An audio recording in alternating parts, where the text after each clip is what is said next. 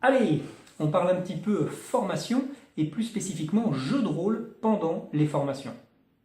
Le jeu de rôle, c'est quoi? C'est le moment où deux participants vont jouer une situation de vente. L'un va interpréter le client, l'autre va interpréter le vendeur.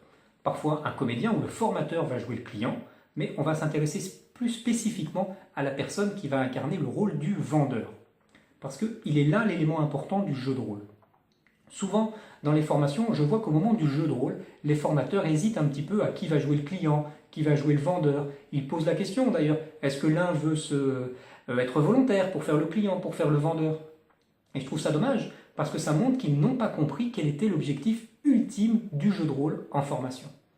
Parce que faire du jeu de rôle en formation, ça a un objectif précis. Et cet objectif, il faut donc le garder à l'esprit.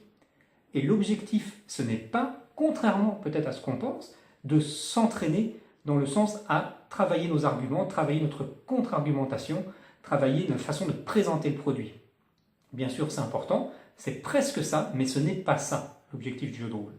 L'objectif du jeu de rôle, c'est juste d'acquérir de l'expérience. Et c'est pour ça que c'est important, en particulier pour les nouveaux. Qu'est-ce que je veux dire par acquérir de l'expérience? Eh bien, prenons comme toujours un exemple, une situation concrète.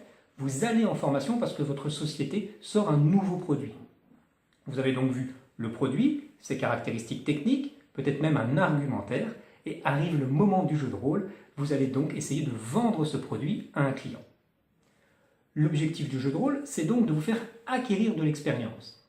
Vous allez jouer une fois, deux fois, trois fois la situation de vente, et ça va vous permettre, le jour où vous serez en situation réelle, que ce ne soit plus votre première fois. Et c'est ça l'élément important du jeu de rôle. Quand vous allez vous retrouver face à un vrai client, vous n'allez pas vous poser des questions. Ah, comment ça va se passer? Dans quel ordre je vais dire mes arguments? Je suis un petit peu perdu, je suis intimidé. Non.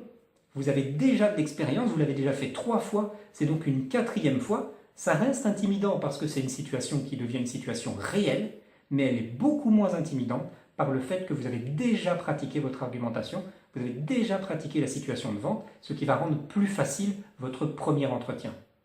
On néglige peut-être parfois, la première fois où on se retrouve dans un bureau face à un client, eh bien ça peut être difficile. Tout le monde n'a pas 20 ans de vente derrière lui, et en particulier les premières fois, eh bien on est intimidé, on a du mal à trouver ses mots, et on se dit souvent après coup, ah j'aurais dû dire ça, ah j'aurais dû faire ça. Après un an, on ne se pose plus la question.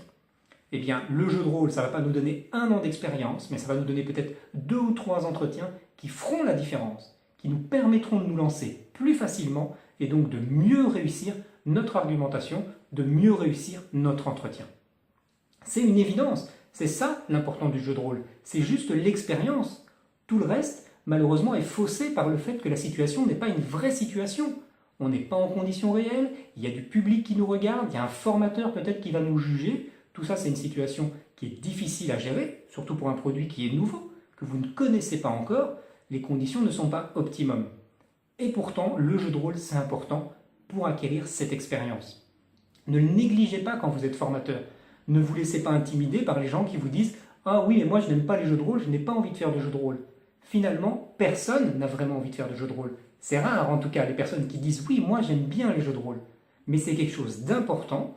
Et lorsque vous faites faire des jeux de rôle, réfléchissez à qui va faire le vendeur, que tout le monde fasse le vendeur. Faire le client ne donne pas d'expérience. C'est peut-être amusant, mais ça ne donne pas d'expérience. En tout cas, ça ne rentre pas dans les objectifs de la formation, qui est de donner un acquis, qui est de donner un savoir aux personnes qui participent à la formation. Voilà, c'est tout pour aujourd'hui. Je vous laisse bien sûr réfléchir dessus. N'hésitez pas à mettre un petit commentaire sous la vidéo si vous êtes d'accord ou si vous n'êtes pas d'accord avec ça. Moi, comme toujours, je vous remercie d'avoir regardé cette vidéo jusqu'au bout et je vous dis bien sûr à bientôt!